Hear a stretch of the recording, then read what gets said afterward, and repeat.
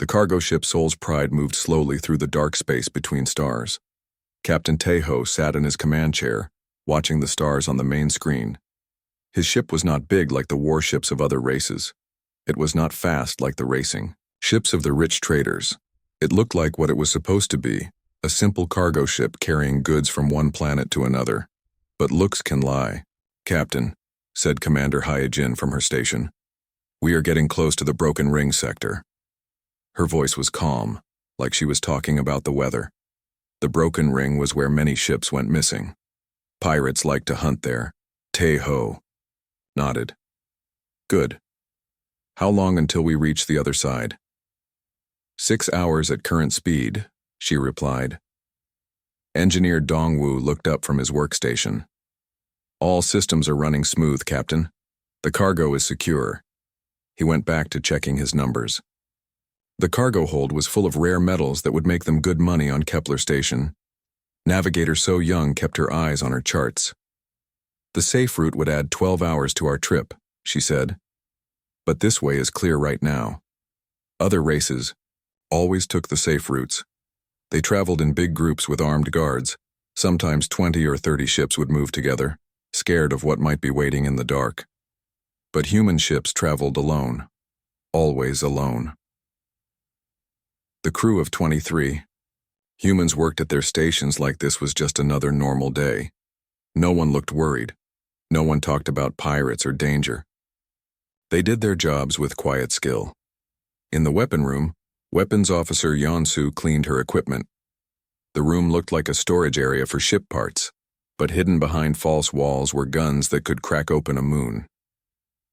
She hummed an old Earth song while she worked. The ship's computer made a soft sound. "Contacts on long-range scan," announced Tactical Officer Minho. 12 ships moving fast, coming our way." Tejo did not look surprised. "Pirates?" "Ship types match Krell raiders," Minho said. "Big guns, fast engines. They are trying to get between us and the jump point." The Krell were bad news. They had been raiding trade ships for 50 years. Their leader, Warlord Vextar, was known across 3-star systems. His fleet had never lost a fight. They would attack with 12 ships against one. The target always gave up or died. "Should we change course?" asked Pilot Jiwoo. Her hands were ready on the controls, but she did not sound scared. "No," said Tejo. "Keep going straight." The Krell ships got closer. They moved like a pack of wild animals, spreading out to circle their prey. On the main screen, Tejo could see their black ships with red markings. Each one was twice the size of the Soul's Pride. The communication system crackled to life. A rough voice filled the bridge. "Human ship, this is Warlord Vextar of the Krell Raiders. You are surrounded. Stop your engines and prepare to be boarded. Give us your cargo and maybe we let you live." The alien's voice was full of confidence. He had done this many times before. Other ships would panic now. Their crews would beg for mercy or try to run. Tejo stood up from his chair. He was not a big man, but he carried himself like someone who had seen many fights. "Open a channel," he told Communications Officer Ha Yun. "Channel open, Captain." Tejo spoke in a polite voice. "Warlord Vextar, this is Captain Tejo of the EI, merchant vessel Soul's Pride. I suggest you reconsider your current approach. Turn around and find easier prey." Silence filled the bridge. Then the Krell warlord started laughing. His crew laughed too. The sound was cruel and mean. "Did this little human just threaten us?" Vextar said to his crew. More laughter. "Human, you are alone. We are 12. Your little cargo ship has no chance against our war fleet. Surrender now, or we will take your ship apart, piece by piece." Thucks. Krell ships moved closer. They were getting into attack positions. Their weapon systems came online, lighting up the darkness with targeting beams. Tejo looked at his crew. No one seemed worried. Engineer Dongwu was still checking his systems. Navigator So Young was plotting their course through the asteroid field ahead. Science Officer Subin was running scans on the Krell ships, learning their weak points. "Weapons. Status?" Tejo asked quietly. "All systems ready," replied Yansu. "Just give the word." "Engine power?" "Full power available," said Dongwu. "All backup systems online." Defensive screens? Charged and ready, answered Minho. Teho sat back down in his captain's chair. He touched a button on his armrest. Around. The ship hidden panel started to slide open. Gun ports appeared where there had been smooth metal before. Shield generators hummed to life. The soul's pride began to change. On his screen, Teho could see the Krell ships slow down. Their formation got looser. Some of them were scanning the human ship again, not believing what their sensors were telling them. "What is that ship?" he heard one of the Krell pilots say over their open channel. "It is just a cargo ship," another replied, but his voice was not sure. Warlord Vextar's voice came back on the radio. This time he did not sound so confident. "Human, what kind of tricks are you playing?" Teho smiled. It was not a nice smile. "No tricks, Warlord. You wanted to know why human ships travel alone. You are about to find out." The first Krell ship fired its main guns. Bright red energy beams shot across space toward the Soul's Pride. The crew watched calmly as the beams hit their shields and bounced away like raindrops hitting a window. "Their weapons are old," said Subin. "Basic plasma cannons. Our shields can handle 10 times that power." Pilot Jiwoo pushed the ship forward straight toward the asteroid field. The Soul's Pride moved like a dancer, smooth and fast. It did not fly like a heavy cargo ship anymore. The Krell ships followed, trying to surround the human vessel. But the asteroids got in their way. The big rocks were everywhere, some as large as cities. It was dangerous to fly fast here, but the human ship moved through the rocks like it belonged there. Jiwoo knew every asteroid, every piece of debris. She had studied this field for months before they came this way.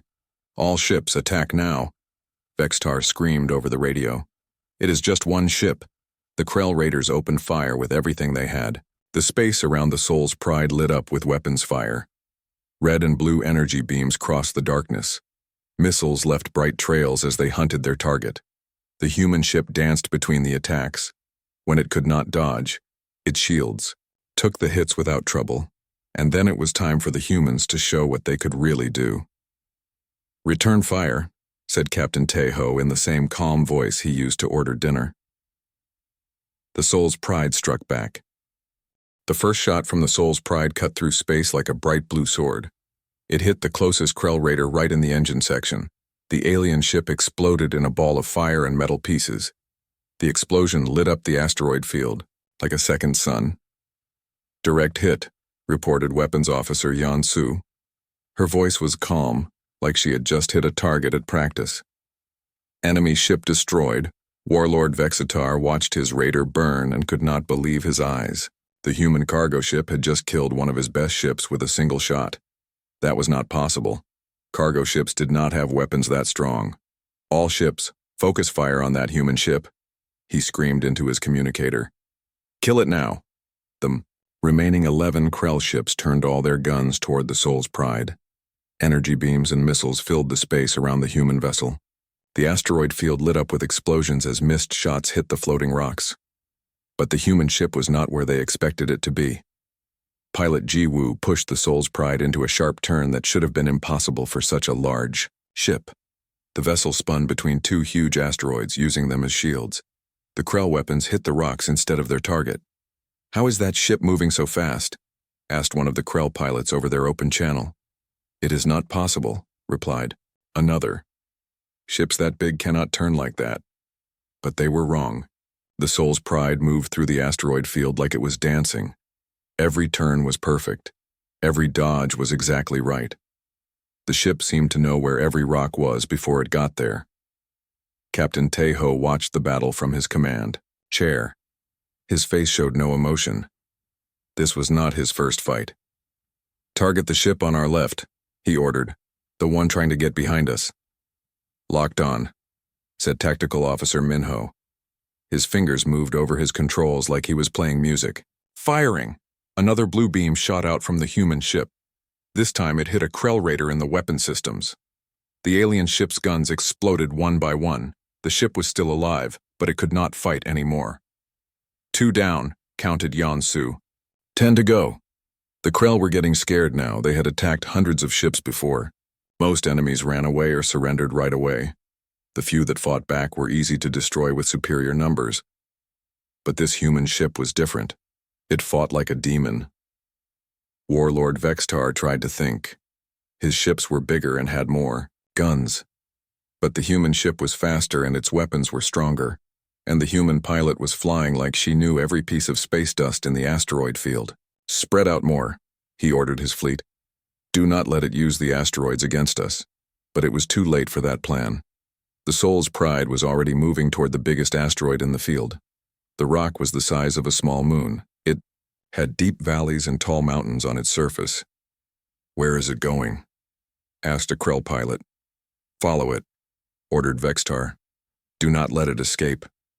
5 Krell ships chased the human vessel toward the big asteroid. They thought they had the Soul's Pride trapped. There was nowhere to run once they got close to the rock, but the human ship did not try to run. Instead, it flew straight at the asteroid like it was going to crash. At the last second, Jiwoo pulled the ship into a narrow valley between 2 mountain peaks. The Krell ships followed, but they were too big for the tight space. The valley walls scraped against their hulls. Warning lights flashed on their bridges as their ships took damage from the rocks. "This is a trap," realized one of the Krell captains. But it was too late. The Soul's Pride spun around inside the valley and faced its pursuers. Now the Krell ships were trapped between the rock walls. They could not spread out, they could not maneuver. They were perfect targets. "Fire at will," said Captain Taeho. The human ship's guns spoke again and again.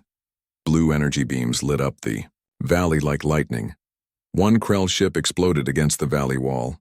Another lost its engines and crashed into the asteroid surface. A third ship tried to back out of the valley, but Yonsu's perfect aim found its fuel tanks. In 30 seconds, 3 more Krell raiders were gone. Vextar watched his ships die and felt something he had not felt in many years. Fear. Real fear. His great raiding fleet was being destroyed by a single human cargo ship. This was not how battles were supposed to go. "All remaining ships, retreat to safe distance," he ordered. "We need to think about this." The surviving Krell ships pulled back from the asteroid field. 7 raiders were left out of the original 12. Half of Vextar's fleet was gone, and the human ship did not even look damaged. Inside the Soul's Pride, the crew worked with quiet efficiency. Engineer Dongwoo checked the ship's systems. "Shields at 90%, he reported. "All weapons, systems running perfect. Engine power is full." "Damage report?" asked Captain Taeho. "No damage," replied Commander Haijin. "Their weapons could not get through our shields." Science Officer Subin was studying the retreating Krell ships on her scanners. "Captain, I am reading their communications. They are very confused. They do not understand how we are so strong." "Let them be confused," said Taeho. "Maybe they will learn something." Navigator So Young looked up from her charts. "Captain, if we continue on our current course, we will clear the asteroid field in 2 hours. The jump point to Kepler Station is 4 hours after that." "Good," said Taeho. "Maintain course and speed." The Soul's Pride moved deeper into the asteroid field. It flew between the floating rocks like it owned the space. The crew went back to their normal duties. Engineer Dongwoo returned to checking his systems. Navigator So Young plotted their course. Everything was calm and peaceful, but the Krell were not giving up. Warlord Vextar was talking to his remaining captains on a secure channel. The humans could hear every word because their listening equipment was much better than the aliens knew. "That is not a normal cargo ship," Vextar was saying. "It has military-grade weapons and shields. The pilot flies like a fighter ace. This is some kind of trick." "Maybe it is a trap," suggested one of his captains. "Maybe there are more human ships hiding nearby." "No," said Vextar. "I would detect them. This ship is alone, but it is not what it appears to be." Communications Officer Ha-Yun listened to the Krell talk and smiled. "Captain, they are trying to figure out what kind of ship we really are." "Let them wonder," said Taeho. "Are they going to attack again?" "Yes," replied Ha-Un. "They are making a new plan. They want to use their remaining ships to surround us in open space where we cannot use the asteroids." Taeho nodded. Then we will have to show them why that is also a bad idea. The Soul's Pride continued its journey through the asteroid field. Behind it, the 7 surviving Krell ships prepared for another attack. But they did not know the truth about human ships yet. They were about to learn why humans traveled alone through the most dangerous parts of space. The lesson was going to be painful. The 7 remaining Krell ships moved into attack formation outside the asteroid field. Warlord Vexitar had a new plan. He would wait for the human ship to come out into open space. Then all his ships would attack at once from different directions. No ship could fight 7 enemies coming from all sides. When that human ship leaves the rocks, we will destroy it, Vexitar told his captains. It cannot hide in open space. But Vexitar did not understand human ships. The Soul's Pride did not need to hide. Captain Tejo watched the Krell ships on his main screen. They were spread out in a wide circle, waiting for him. They think we are trapped, he said to his crew. Should we find another way out? Asked Commander Hyejin. No, said Tejo. It is time to show them what a human ship can really do. All hands prepare for combat. Full battle stations. Around the ship, things began to change. More hidden panels slid open. Weapon ports appeared all over the hull. The Soul's Pride had looked like a simple cargo ship before. Now it looked like what it really was, a warship disguised as a trader. Engineer Dongwu worked at his station. Captain, all systems are now online. Main guns, secondary guns, missile systems, and defense grid. Power output is at maximum. Shields? Asked Tejo. Full military grade, replied Tactical Officer Minho. These shields can stop anything the Krell have. Weapons Officer Yansu smiled as her weapon systems came fully online. Captain, we have enough firepower to destroy a small moon. These pirates have no idea what they are facing. The Soul's Pride moved out of the asteroid field. The Krell ships immediately began their attack. Energy beams came from 7 different directions. Missiles streaked through space toward the human vessel. The aliens thought they had won, but the human ship did not try to dodge. It flew straight forward while its shields absorbed every shot. The Krell weapons hit the Soul's Pride again and again, but they did no damage at all. Impossible, screamed Vexitar. Nothing can take that much firepower. Their shields are not even showing damage, reported one of his captains. What kind of ship is that? The answer came quickly. The Soul's Pride opened fire with all its weapons at once. Dozens of energy beams shot out in every direction. Each beam was stronger than the main gun of a Krell battleship. 2 Krell raiders exploded instantly. A third lost half its hull and began spinning out of control. The remaining 4 ships scattered, trying to get away from the terrible firepower of the human vessel. Retreat! All ships retreat, ordered Vexitar, but it was too late for some of his ships. The Soul's Pride turned toward the nearest fleeing raider. Pilot Jiwoo pushed the engines to full power. The big ship moved faster than any Krell vessel could go. In seconds, it caught up with its target. Surrender or be destroyed, Captain Tejo said over the radio. The Krell captain was so scared he could barely speak. We surrender. Please do not kill us. Cut your engines and prepare to be boarded, ordered Tejo. The Krell ship stopped moving. Within minutes, a small shuttle left the Soul's Pride and docked with the raider. Mechanic Jae Young led a team of humans onto the alien ship. They took the crew prisoner without a fight. Soon 12 Krell pirates sat in the cargo hold of the Soul's Pride. They were tied up and guarded by human crew members. The aliens looked around in shock at what they saw. The cargo hold was huge, but it was not full of trade goods like they expected. Instead, they saw rows of automated defense drones. Each drone was the size of a fighter ship and armed with weapons that could destroy a battleship. By the dark void, whispered one of the Krell prisoners. This is not a cargo ship. This is a fleet killer. Science Officer Subin walked over to the prisoners. She was a small woman, but the way she moved made the Krell nervous. Her eyes were cold and calculating. You want to know what kind of ship this is? She asked the aliens. This is a standard human merchant vessel. Every human ship that travels through space is built like this. The Krell prisoners stared at her. They could not believe what they were hearing. Every human ship? asked the Krell captain who had surrendered. All of them? All of them, Subin confirmed. We learned long ago that space is dangerous, so we made sure every ship can protect itself. Every human crew is trained for war. Every vessel carries enough weapons to fight a small fleet. She walked around the group of prisoners. You think humans are weak because we travel alone. You are wrong. We travel alone because we do not need help. One human ship is stronger than most alien fleets. The Krell captain's face went pale. How many ships do humans have? Thousands, replied Subin. And every single one is like this ship, or stronger. Outside in space, Warlord Vextar was trying to escape with his 3 remaining ships. But the Soul's Pride was faster. It caught up with them near the edge of the star system. Warlord Vextar, Captain Tejo said over the radio, "Stop your ships. We need to talk." "What do you want, human?" Vextar replied. His voice shook with fear and anger. "I want you to understand something," said Tejo. "Your fleet attacked my ship without cause. You tried to steal our cargo and kill my crew. In human space, that is a crime punishable by death." Vexistar waited for the human to continue. "But I am not going to kill you," Tejo said. "Instead, I am going to let you go. You will take a message to every pirate, raider, and criminal in this part of the galaxy." "What message?" asked Vextar. "Tell them what happened here today. Tell them that human ships travel alone because they can.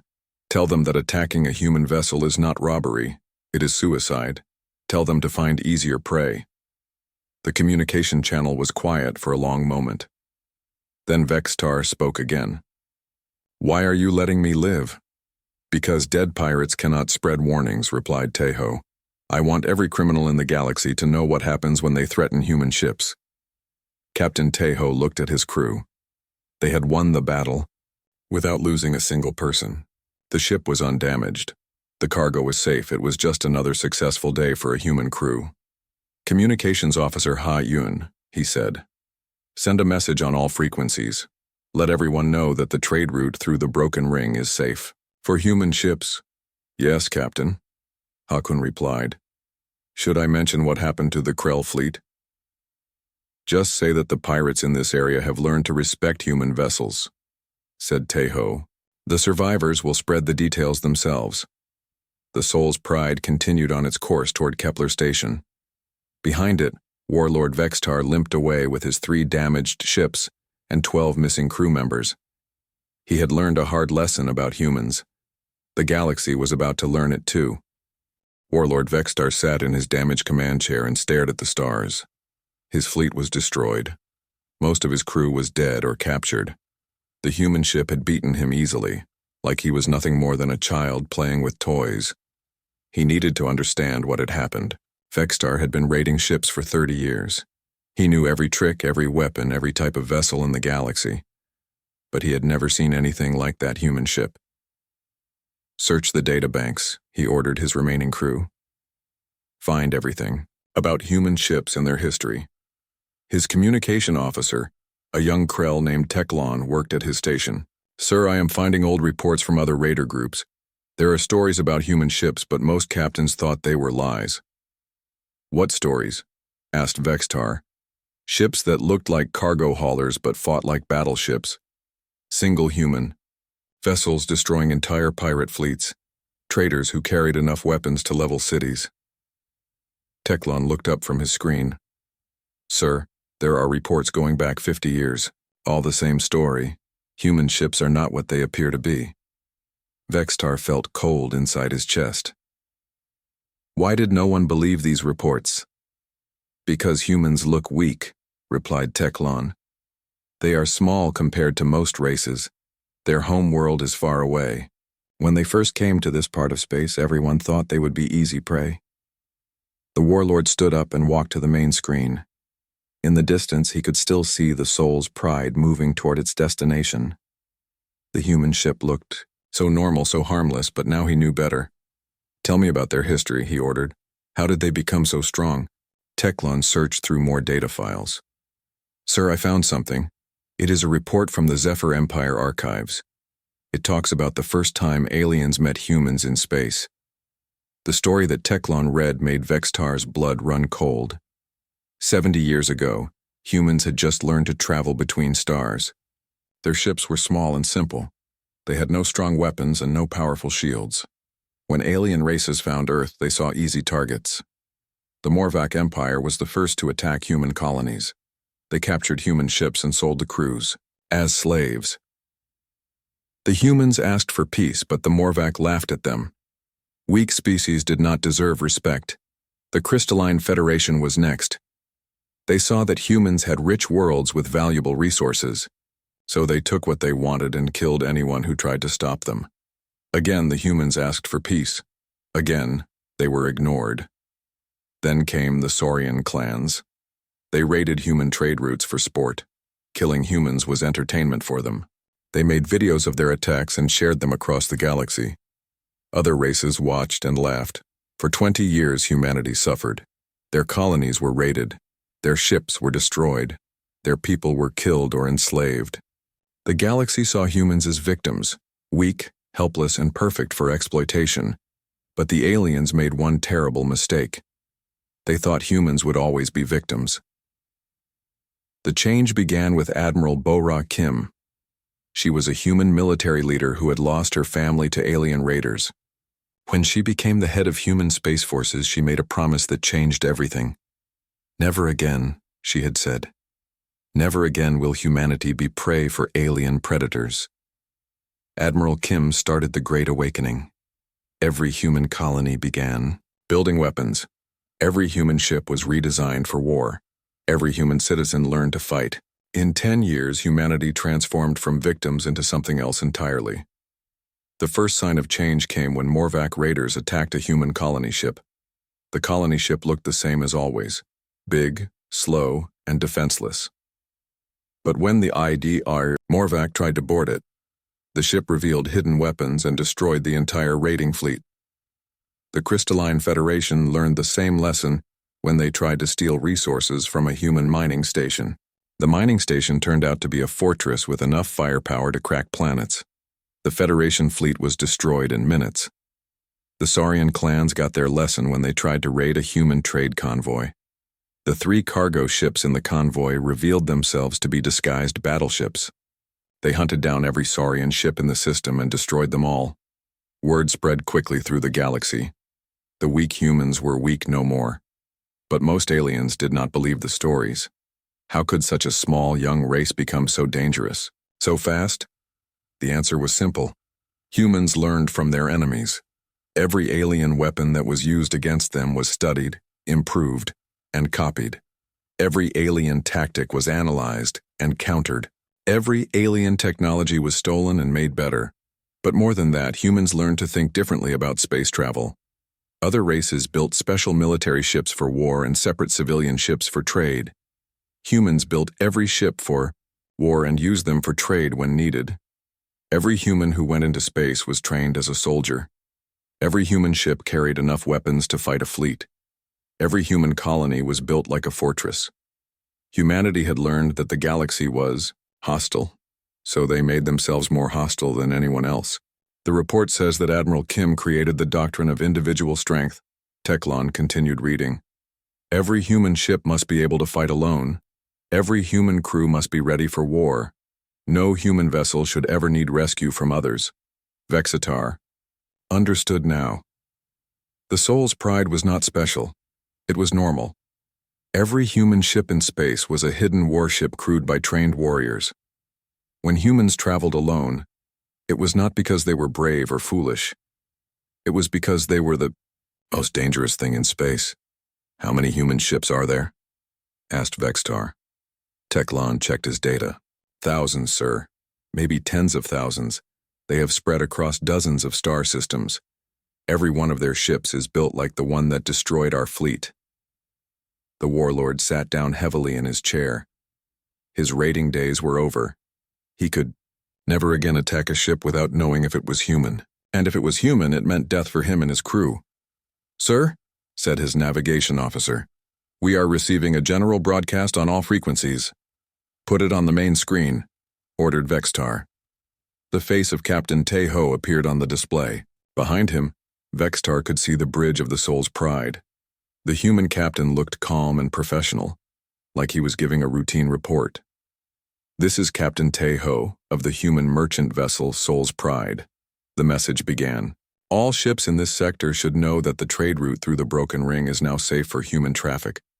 Local pirate activity has been discouraged." The message was short and polite, but every criminal in the galaxy would understand what it really meant. The humans had claimed this part of space. Anyone who challenged them would die. Vextar turned off the broadcast and looked at his crew. They were all staring at him, waiting for orders. But what orders could he give? His fleet was broken. His reputation was destroyed. The humans had beaten him completely. "Set course for the outer rim," he said finally. "We will find a new hunting ground, far away from human space." "Yes, sir," replied his pilot. As his ship limped away into the darkness, Vextar thought about the lesson he had learned. Humans looked weak, but they were the strongest. They traveled alone, but they needed no help. They appeared to be prey, but they were the ultimate predators. The galaxy had taught humanity to be victims, but humanity had learned to be something much more dangerous instead. 3 days later, the Soul's Pride arrived at Kepler Station. The massive space station hung in orbit around a blue gas giant, its lights twinkling like stars.